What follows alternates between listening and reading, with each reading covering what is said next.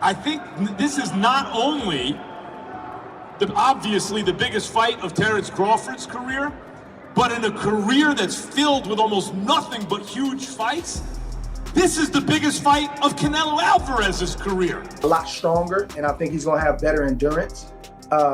Not being able to boil himself down like that, and even though it is a huge jump, I think we lose sight of the fact of how much he had to boil down and how gaunt he looked at 140. You said you don't think, or you don't look into the weight difference. Why? Well, you know how to box. When you're as skillful as Terence Crawford is, weight don't really matter much. One is the world waits for the explosive clash between Canelo Alvarez and Terence Crawford. Max Kellerman has shared his final thoughts. As part of Netflix's elite broadcast team for this historic event, Kellerman brings his sharp analysis and deep knowledge to what many believe will be one of the most important fights in modern boxing. A great chin. But in terms of if you want to go skill for skill, especially the recent version of Canelo, who's had to turn into a seek and destroy guy, who had to learn as his career went on to cut off the ring and not just follow guys around. Like Lara, Trout, Floyd, he followed those guys around. He had trouble because he's really a natural counterpuncher who wants you to come to him. But in recent years at super middleweight, he's gotten really good at cutting off the ring. Again, last fight notwithstanding. So as an overall suite of skills, recent vintage, it's been Crawford. Okay. But Canelo also is skilled and has a larger skeleton than Crawford. No matter what they weigh, Canelo's the bigger guy. Yeah. And isn't holding back. He says the Canelo versus Crawford showdown could be the most watched championship fight in nearly 50 years. He compares it to Muhammad Ali's rematch with Leon Spinks in 1978, which drew an incredible 90 million viewers, with Netflix streaming the fight worldwide. Kellerman insists this is more than a mega matchup, it's a game changer for boxing's reach and business model, promising numbers far beyond traditional pay data. But where would you rank this fight out of your top 3 to 5 of all the boxing fights you've called, you've experienced, you've watched? In terms of the magnitude of the magnitude, fight? Yeah. I mean, of the fights that I've called ringside, it might turn out to be number 1. Mm-hmm. I've done Pacquiao fights, I've done Mayweather fights, I've done Anthony Joshua against Klitschko, those are big fights, but this will, listen, because of Netflix, this will be the most watched fight, championship fight, in almost 50 years. This is going to be because Muhammad Ali fought Leon Spinks in the rematch in '78, and they did 90 million TV sets. 90 million. And since then, what has even come close? The biggest fights have all been on pay-per-view, and they do 2 million buys. Oh my God, 4 million buys, Mayweather Pacquiao. As I keep saying, if 5 people per TV set watch, that's 20 million people. This is going to do multiples of that. So, so when you look at it from a commercial point of view, it'll easily be the biggest boxing event I've ever covered. UFC President Dana White confirmed in a press conference that Max Kellerman will return to the commentary booth for this blockbuster on September 13, 2025. Kellerman, best known for his work on ESPN and HBO, will join John Anik and Hall of Famer Andre Ward at Allegiant Stadium. He called the fight the perfect storm and praised both fighters as among the best pound-for-pound in the world today. Kellerman admitted Crawford has his vote for no one, but acknowledged Canelo held that title for years.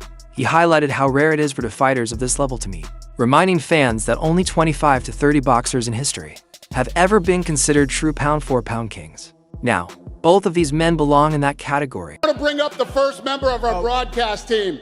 He is the best boxing analyst in the sport. Ladies and gentlemen, Max Kellerman.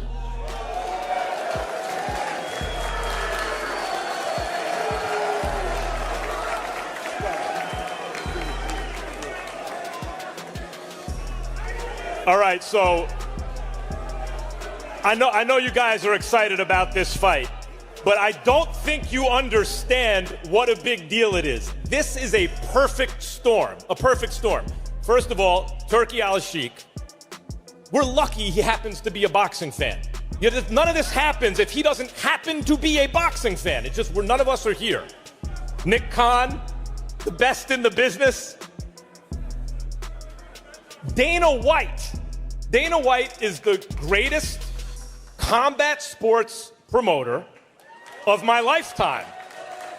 And it's his first ever boxing promotion. So that's who's behind what you're going to see. You know who's the best pound for pound fighter in the world? The most recent one. Bud Crawford. Apologies to the monster and Usyk. Bud Crawford has my vote for best pound for pound.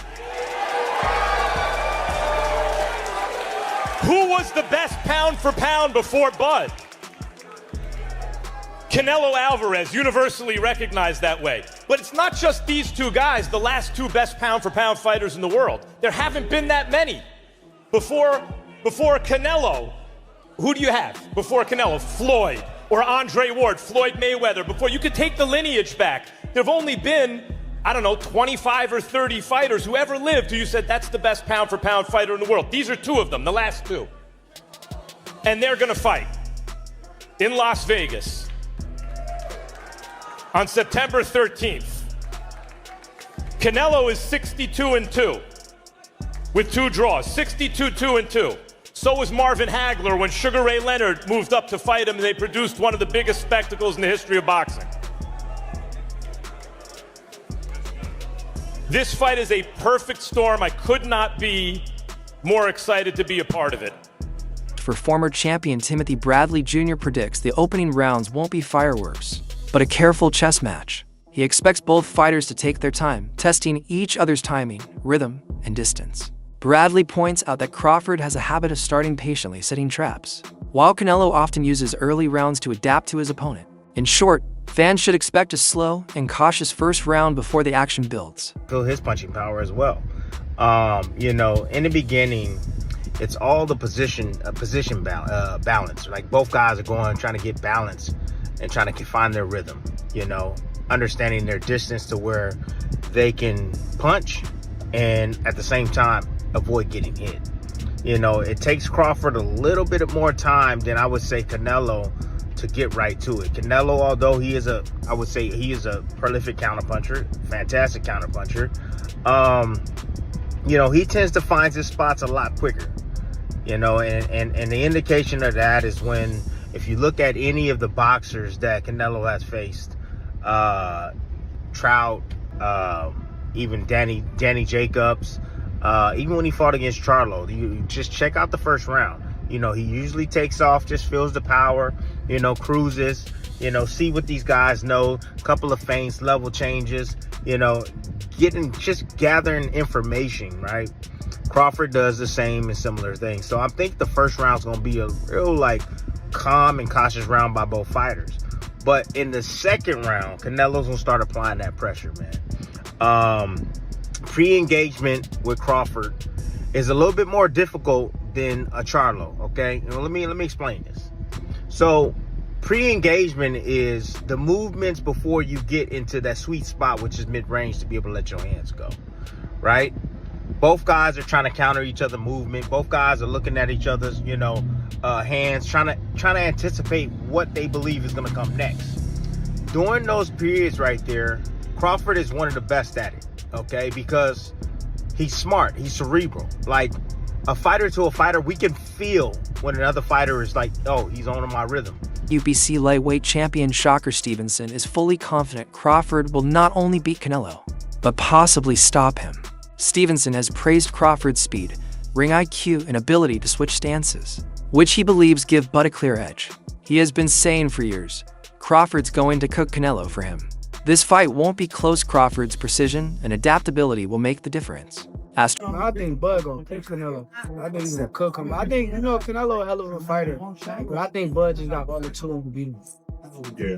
Yeah. You don't think the weight difference is gonna be too big of an advantage? I think y'all make that something, in certain fights, Boxing makes it something, not us.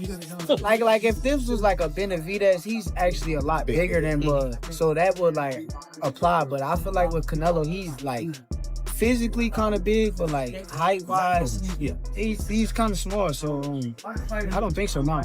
I think that's possible. I'm not saying that it's going to happen, but I think it's a possibility if Canelo gets to acting out of line and not understanding that Bud could crack too. So For Kellerman, This is the biggest fight of Canelo's entire career. He acknowledges that Canelo has already built a Hall of Fame resume across multiple weight divisions. But in his view, no previous opponent has tested Canelo like Terence Crawford will. The outcome could either elevate Canelo to untouchable status or leave lasting doubts about his ability to master the sport's ultimate challenge. One thing about Canelo is he's been in a million big events. And I'm gonna ask him about this just between you and me when he gets here, don't tell him, but has he ever been in a bigger fight than this one? Is this everyone knows this is easily the biggest fight of Terence Crawford's career. But has he ever been in a fight as big as Canelo Alvarez, who's been in a million huge fights? Floyd Mayweather, that was huge and that was Floyd, but he was young then. He was young and he wasn't gonna be in front of, 50 million people worldwide.